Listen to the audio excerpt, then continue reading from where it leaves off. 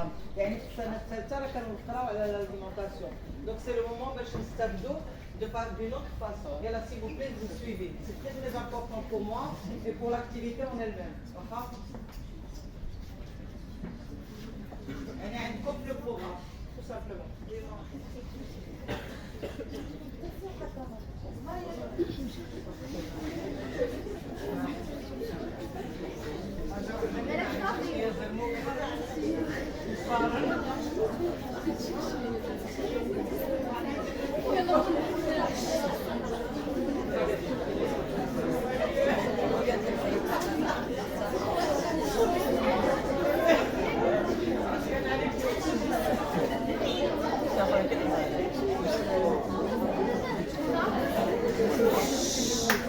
La journée mondiale de l'alimentation a lieu le 16 octobre 2022.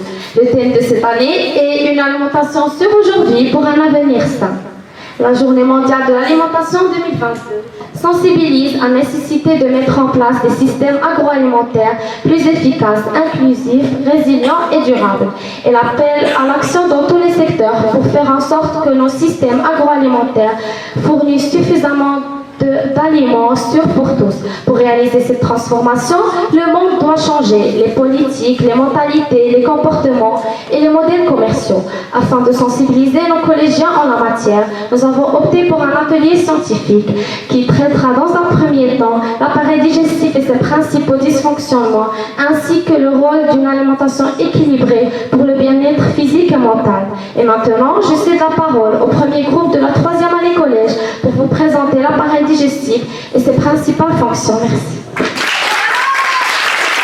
L'appareil digestif est responsable de la transformation des aliments et leur dégradation en acides gras, en acides aminés, en sels minéraux, en oligo-éléments et d'autres substances utilisables par l'organisme.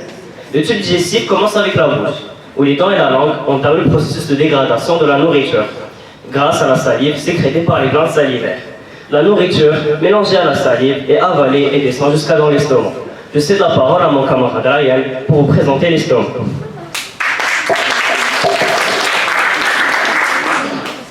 L'estomac participe à la digestion qui consiste en la transformation des aliments en nutriments. Ces nutriments pourront être absorbés dans le sang et la lymphe et être utilisés comme source d'énergie pour les cellules du corps. L'estomac assure les aliments à la fois une action mécanique. En se contractant, l'estomac assure le brassage du bol alimentaire, sa progression dans l'estomac et son passage dans le duodénum. Une action chimique. En sécrétant des sucs gastriques pour décomposer les aliments afin de les rendre accessibles à l'absorption. Le terme gastrique désigne ce qui est en rapport avec l'estomac. Maintenant, je cède la parole à Sheyman pour vous présenter le rôle de l'intestin grêle.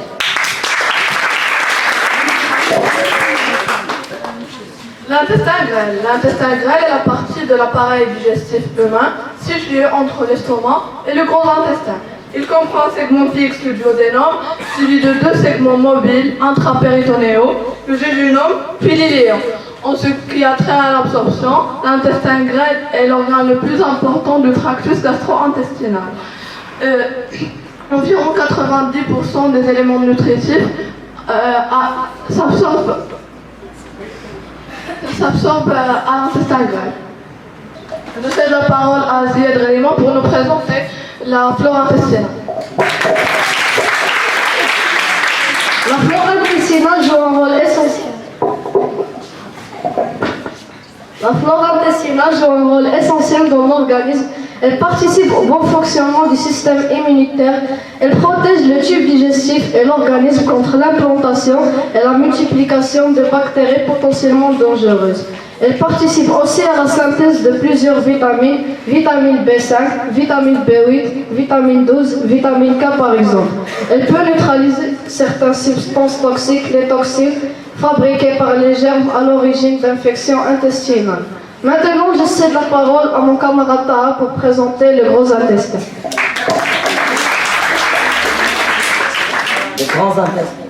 Le gros intestin est le dernier segment du tube digestif.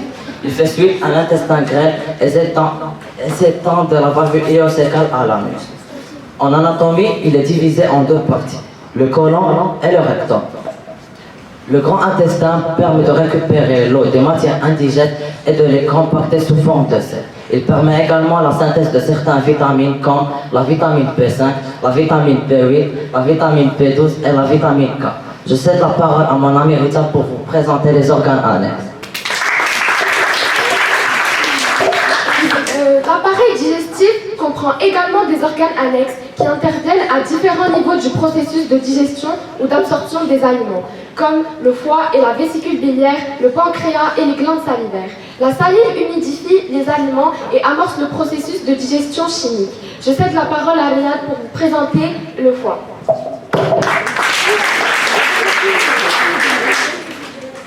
Le foie. À quoi sert le foie? Organe le plus volumineux de notre corps. Notre foie remplit trois fonctions vitales indispensables à notre organisme. La détoxification, la synthèse et le stockage. La détoxification, véritable filtre. Le foie récupère et élimine de nombreuses toxines. Celles-ci peuvent être naturellement présentes dans les déchets produits par notre organisme, comme l'ammoniac, ou dans ce que nous ingérons, comme l'alcool. La synthèse. Le foie assure le métabolisme des glucides, lipides et protéines tout en sécrétant de la bile, élément essentiel à notre digestion. Il évite également les hémorragies via un processus de coagulation. Le stockage.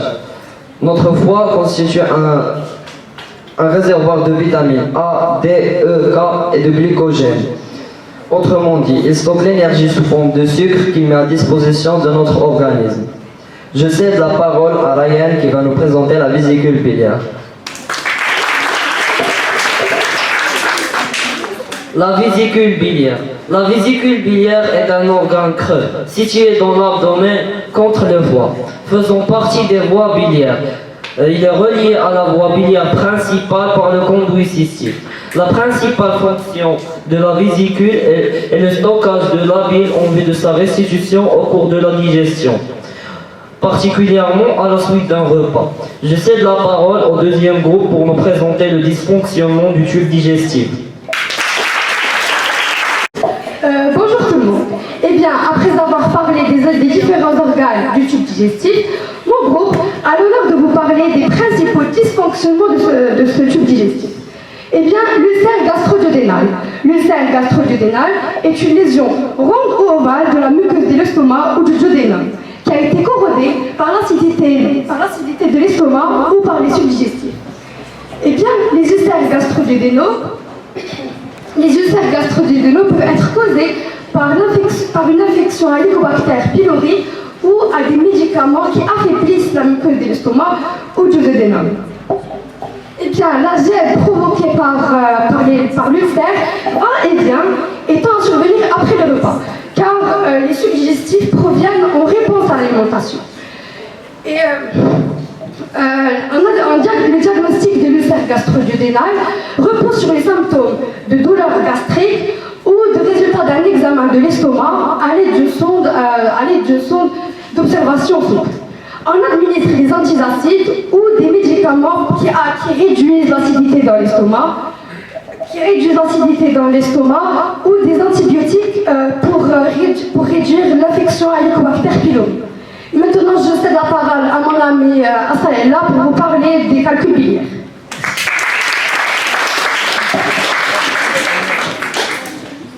Les calculs biliaires, aussi appelés lithiase biliaire ou cholélithiase, sont des dépôts de cholestérol ou d'autres substances éliminées par le foie, en forme de cailloux à l'intérieur de la vésicule biliaire. S'ils sont souvent bénins, il arrive également que les calculs biliaires se déplacent dans les voies biliaires, causant ainsi l'apparition de symptômes gênants pouvant mener à de graves complications. Sur l'IVI, un gastro-entérologue peut vous accompagner dans le diagnostic d'une lithiase biliaire et vous prescrire un traitement en cas de besoin. Je cède la parole à mon ami Adam pour présenter le kwashiorkor. Merci. Le kwashiorkor se manifeste par une apathie, une anorexie, une pâleur, un œdème des membres inférieurs, un ballonnement abdominal par augmentation du volume du foie par stéatose, un trouble psychomoteur et des lésions cutanées. Je cède la parole à mon amie Sophia.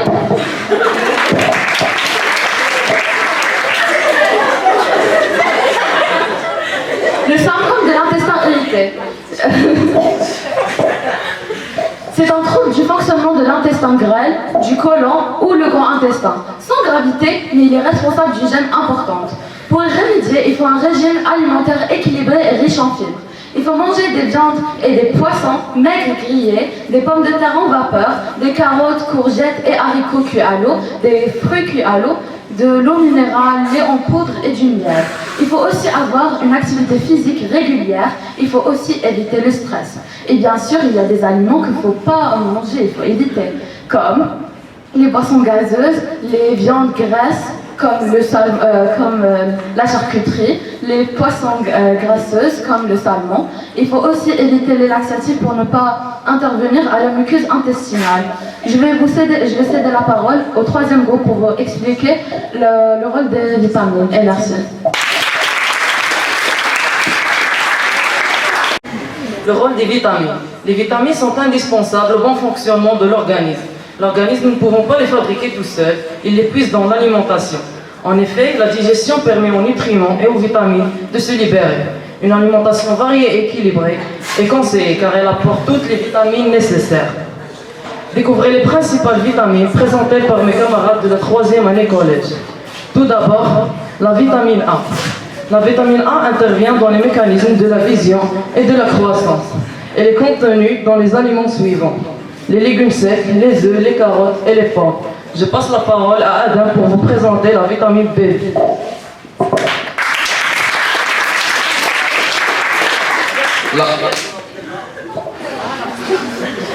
La vitamine B1, elle participe au bon fonctionnement du système nerveux. Elle joue un rôle important dans la production des énergies. Les aliments qui en contiennent sont la volaille, les légumes secs, le riz, les céréales, etc. Vitamine B2, elle participe au bon fonctionnement des cellules. Elle maintient le bon état de la peau et des yeux. Les aliments qui en contiennent sont les abois, les œufs, les poissons, les laitages, la levure, etc. Je cède la parole à Lina qui va vous présenter les vitamines B3 et B5.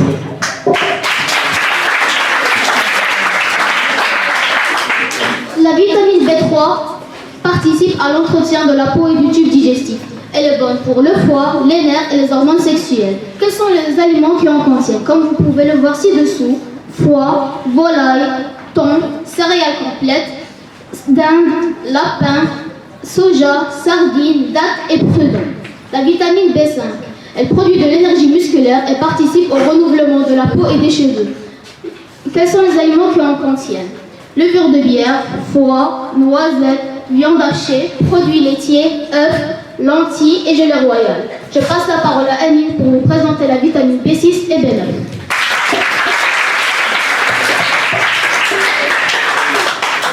La vitamine B6 intervient au bon fonctionnement du système nerveux. Elle aide aussi à lutter contre les virus et les bactéries. Et les aliments qui en contiennent: les légumes, les bananes, les lentilles, les œufs, la viande, etc. La vitamine B9, elle intervient dans la formation des globules rouges et la production d'ADN. Et elle intervient au bon fonctionnement du système nerveux et immunitaire. Les aliments qui en contiennent: la viande, la dinde, le poisson, les bananes, les fruits secs, les lentilles, les jaunes d'œufs. Je passe la parole à mon ami Fusa pour vous présenter la vitamine C et B12. Mesdames et messieurs, maintenant je vais vous présenter les vitamines B12 et vitamine C. Commençons par les vitamines B12. La vitamine B12 intervient dans la synthèse des cellules sanguines et les aliments qui en contiennent sont le foie, le lait, l'œuf et le yaourt. Bon, maintenant on va parler de vitamine C. La vitamine C intervient dans les défenses naturelles de l'organisme. Elle est un antioxydant. À ce moment-là, vous êtes en train de me demander qu'est-ce que c'est un antioxydant. Et bien, l'antioxydant est une molécule qui ralentit en empêche l'oxydation de substances chimiques à la frontale. Et comme vous voyez, les vitamines C contiennent les algues, les bananes, l'orange, kiwi et le concombre. Maintenant, je cède ma parole à mon ami Richard qui va vous présenter les vitamines E et D.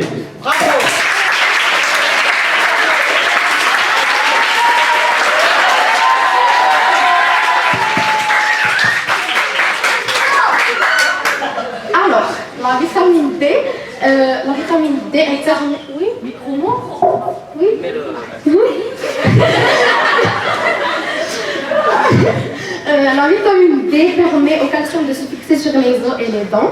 Et les aliments qui en contiennent sont l'huile de foie de morue, le soleil, l'avocat, les haricots, les dattes et plein d'autres aliments. La vitamine E, quant à elle, est un antioxydant qui agit au niveau des muscles et contribue au bon fonctionnement de votre cœur. Et les aliments qui en contiennent sont les huiles vierges d'olive et de colza, le poisson, les poires, les brocolis et les fruits secs. Maintenant, je passe la parole à mon amie Reba pour vous présenter la vitamine K.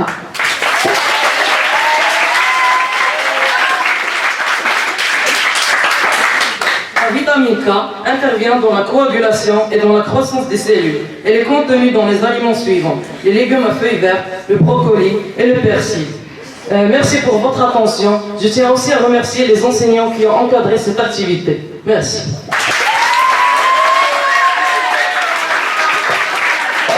De vos camarades, en ce qui concerne l'alimentation, j'ai entendu deux mots: énergie et stockage. Alors, dans mon domaine sportif, l'énergie, à quoi ça sert l'énergie? L'énergie pour l'effort physique. On a déjà parlé de ça, n'est-ce pas? Oui. On a déjà parlé de l'énergie pour l'effort physique. Alors, l'effort physique a besoin d'énergie. Mais les aliments qu'on a cités tout à l'heure. Alors, ce qu'il faut faire, c'est qu'il faut bien choisir les aliments qui vont nous servir dans notre vie sportive. Est-ce que vous avez compris? Oui. Merci. Merci.